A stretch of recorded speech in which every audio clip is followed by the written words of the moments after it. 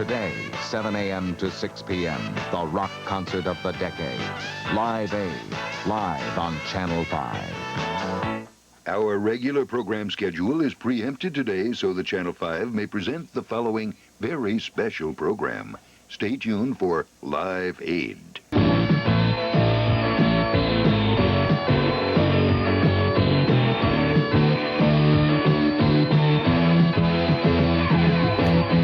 Greetings, y'all. Welcome to another video.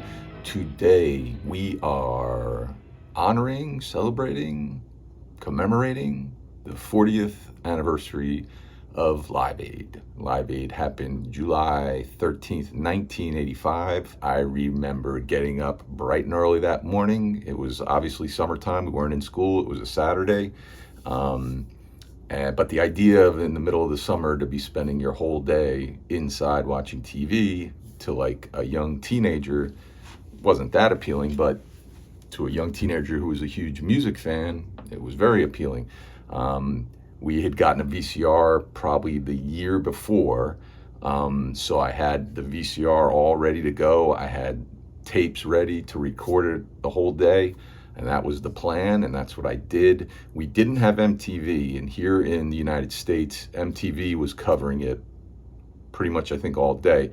But for those like me who didn't have MTV, there was the syndicated, like, local stations carried the coverage. So I watched the syndicated show. It was on Channel 5 out of New York. Started recording it bright and early, right when it started. And then I think they covered it till maybe 6 o'clock or something like that. And then ABC picked up like a national broadcast of it. Live Aid concert, a special report tonight at 11.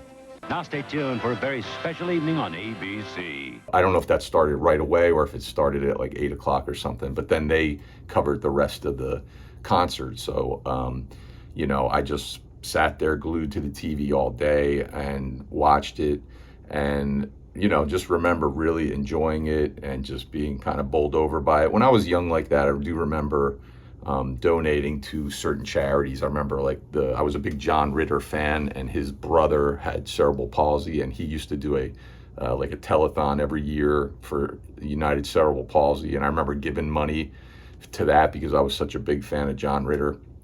So I can't remember if I donated money to Live Aid, because obviously during the concert they were flashing probably like a 1-800 number or something up on the screen to call in and donate a couple of bucks if you could. And it wouldn't surprise me if I did. I don't remember, though, if I did or didn't, but I feel like I probably did, because back then I would do that a lot. And I still do that, donate to charities and things like that. When you have friends running in like a marathon or whatever for charity, I always donate to that stuff. So I'm pretty sure that I probably did donate some money to Live Aid that day. But it was a great concert. 40 years ago, it's kind of hits hard, when you get older, you start thinking of that stuff like, damn, 40 years ago. But the reason why I decided to kind of commemorate this, aside from it being the 40th anniversary, is, like I said, I taped it all day, and miraculously, I still have the 3 VHS tapes that I recorded it on. Part 1 here, and part 2, and part 3, and the third one here. I also, I guess 2 years later, recorded the Amnesty Conspiracy of Hope concert that they did. I have that on this tape as well. But I don't think I ever watched this again. I have no memory of ever watching it again. But just recently, it crossed my mind, and I decided to look on eBay because in 2004, I believe, they put out a DVD set of Live Aid, which was something you didn't think was ever going to happen, because I think Bob Geldof never wanted that to happen. But they put out a DVD set. I didn't buy it when it came out, surprisingly. But just recently, I found it on eBay for really cheap. I think I got this for like $12. And it's in great condition. It's like brand new, but I decided to, shell out those $12 and pick up the 4 DVD set of Live Aid. And it's a really good set. And when I got it, I wondered if I'd even sit down to watch it. It's like 10 hours of stuff. There's 4 discs, like I mentioned. And, I wasn't sure if I would really watch this, but when I got it, like the next day, I just sat down, and over the course of 2 days, I watched the entire thing, everything on here.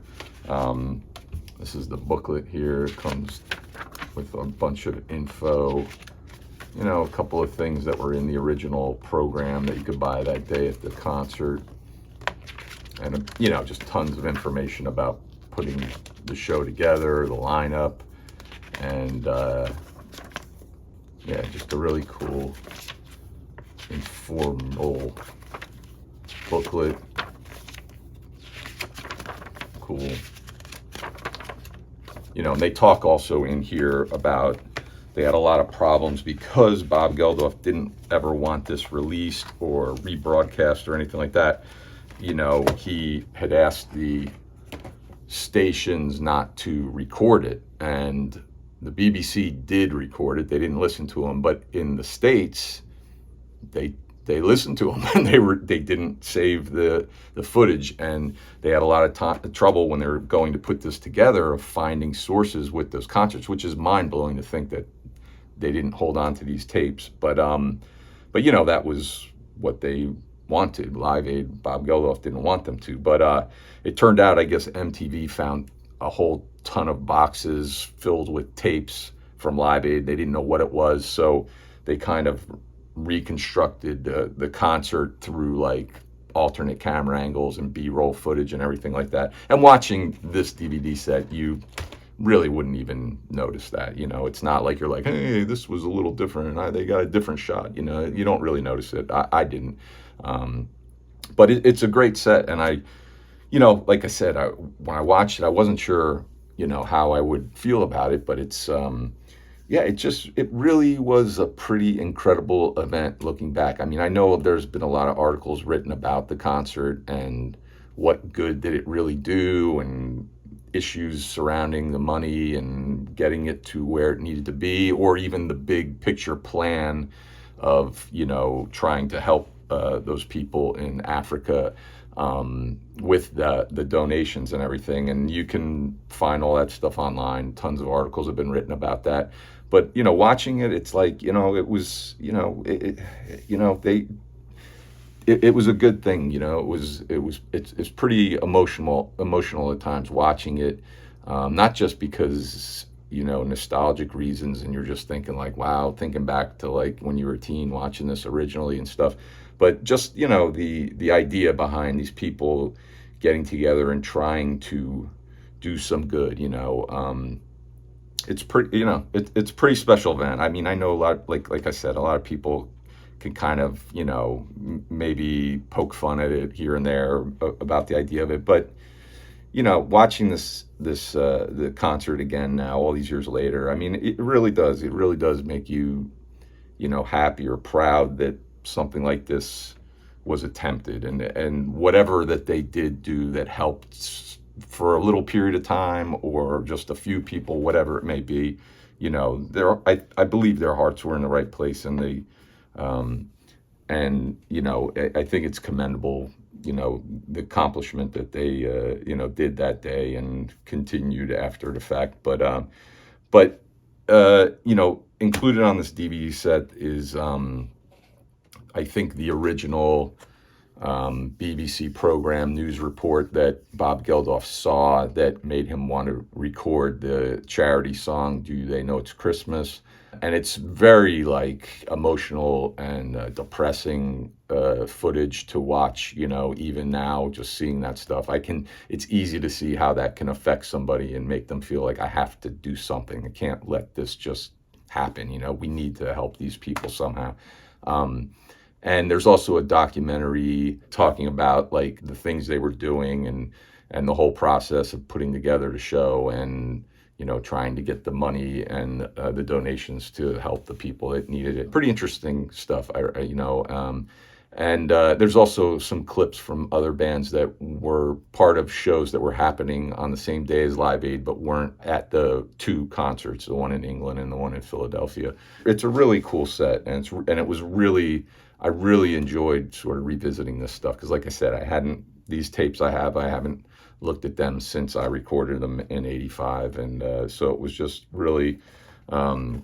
Just a really cool experience rewatching all this stuff. I think I expected it to be kind of like, this is kind of lame or fast forwarding through stuff, but I really got into it, and I watched it, every minute of it. I really enjoyed it. Queen obviously is the band that everyone associates with this as the highlight. I'm not a huge Queen fan. They are good. There's no denying that. They put on a good show that day. For me, I think U2 were the highlight for me. It was like right before U2 just became this huge act. 2 years later, they were just one of the biggest bands, and you can just see like it's coming. But the performance is great. I thought they were just awesome. Some other bands, Simple Minds, I thought were really good. They played in the States, which is interesting because I think would have been made more sense for them to be playing in England, because in the States they were still kind of unknown. I mean, people knew "Don't You Forget About Me," but not much more.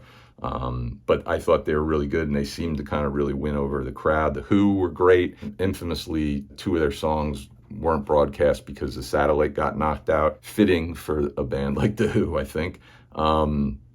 Sting was pretty boring. Sorry, Sting.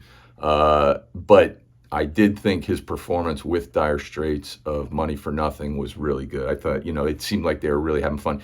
His solo set was just kind of like dull and just like lacking, and then when he got on stage with Dire Straits, you could just tell he was having a great time, and I thought they really put on a good performance. The 2 big finales in England, they did Do They Know It's Christmas? And I remember back then in 1985 thinking like, oh, that's kind of weird singing a Christmas song in the middle of July.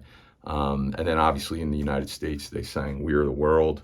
Between the 2, I think the Do They Know It's Christmas was a better performance at the 2 live shows. The We Are the World seemed a little disorganized, and it took a little while for everybody to kind of get on the same page, sort of, but Do They Know It's Christmas? I thought they did a really good job with that. You kind of felt the emotion of the evening and the event and everything. The interesting thing, though, I don't know if anyone's aware of this, but there's a law that states when performing We Are the World that there has to contractually be a former cast member of Saturday Night Live in the chorus. Obviously, in the studio version, we got Dan Aykroyd, and here at Live Aid, we got Chevy Chase. Interesting fact. I don't know if a lot of people are aware of that. It's a law, people. It's a law. They'll go to jail. Lorne Michaels will get locked up if there's not a former Saturday Night Live cast member singing We Are the World. But yeah, great set here. It was a great event. I'm not somebody who's going to be cynical about it, and like some people maybe have over the years, but I really enjoyed that, and wanted to just kind of share my memories of that day and that event. And by all means, please let me know if you were at the concert. That would be cool. Hear that, or just your memories of watching it that day, if you recorded it too, or whatever thoughts you have about that concert. Thank you for tuning in, and we shall see you another time. Later on.